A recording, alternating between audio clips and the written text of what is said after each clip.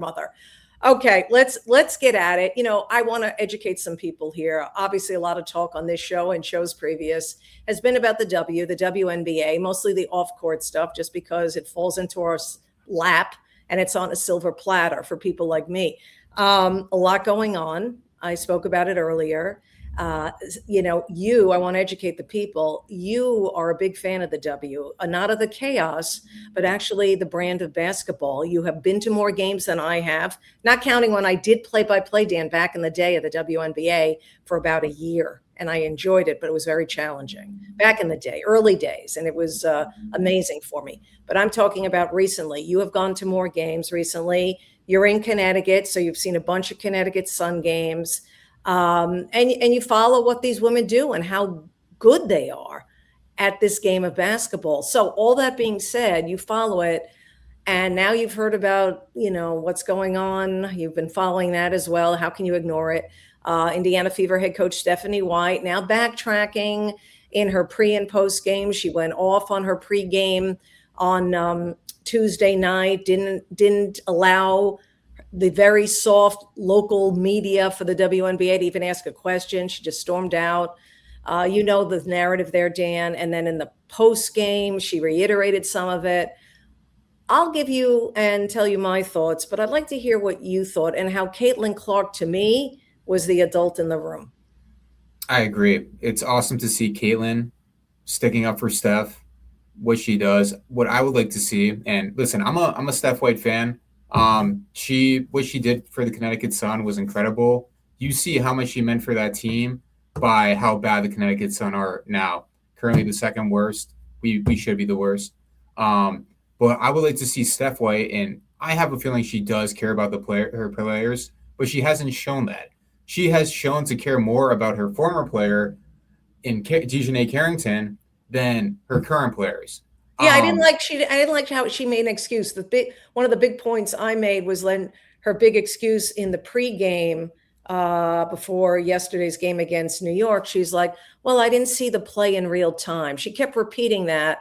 And once I saw the play in real time. Well, if you did not see the play in real time during your post game on Saturday, why do you go on and on with praising Dejanay Carrington if you didn't see the play against your own player, Sophie Cunningham, in real time? That to me made no sense. Continue, Dan. I agree. For me, I hate excuses. Take accountability. It's like, oh, I didn't see the play. Well, you weren't watching. Steph White's a great coach. She's a great player. She knows basketball, and it's a tough situation. But we have to remember she came from the smallest market in the WNBA. No eyes were on her. Even when the Connecticut Sun were good, no one cared besides people in Connecticut and hardcore WNBA fans. Now she's in Indiana, where you have a player with the highest ROI ever in Caitlin Clark. And again, you want to be able to protect her. And it doesn't seem like Steph White, I know she got booed. I don't think it's the best look, but you can understand why these fans are pissed. You do not want to see your star player getting hurt, and you do not want to see what's supposed to be your leader, the backbone of this team, and your coach not defending the players. Right, not defending the players. And, we talked about this earlier, Dan, me and you, and I said this, I tweeted about it, I posted about it. You see in other sports, even if the manager or the coach does not agree with their own player at that time in that moment, they back their player and have a private conversation later. You see it in all sports. That's what stuck out for me as well. And that's why she doesn't understand why she got so much criticism online, not only from me, but millions of people, because we're all sports fans. And we all see how other coaches, managers of pro sports leagues deal with situations like this.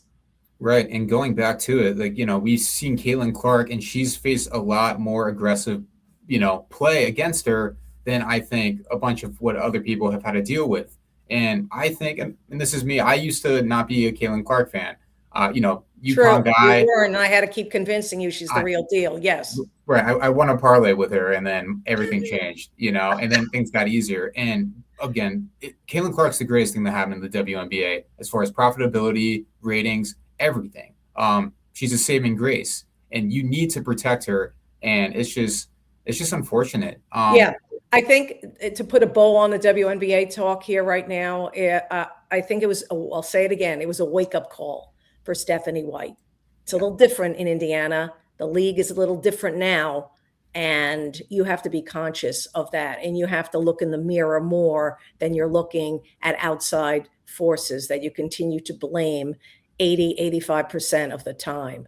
And I hope, for the good of the game, for the good of Stephanie White, I hope she's learned that. And I'm glad, Dan, and you agree with me because we spoke about this earlier, she went out in front of this.